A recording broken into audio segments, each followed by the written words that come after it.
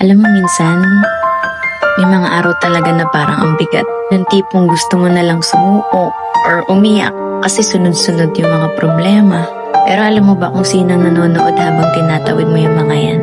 Yung future self mo. Yung healed, successful, at peaceful version ng sarili mo. At tahimik lang siyang nakatingin at proud na proud siya sa'yo. Kaya kahit ang gulo, kahit parang walang kasiguraduhan, subukan mong tawanan muna.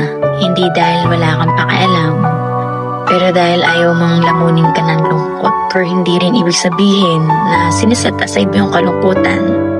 Yun ay patunay na kahit anong pinagdadaanan mo, pinipili mo pa rin maniwala.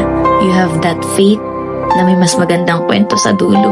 Kaya lahat ng sakit, pagod, lahat ng yan may meaning.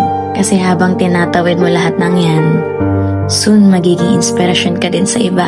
Kaya kapag may problema ka, hinga ka lang tapos ngiti ka ulit. Baka kasi sa kabilang timeline, yung future self mo, nakangiti rin at sinasabing, kaya mo yan, ang galing mo. So if this video reached your heart, it's your sign to keep going. Heal, laugh, and walk with faith. Your future self is cheering for you. Okay, I love you.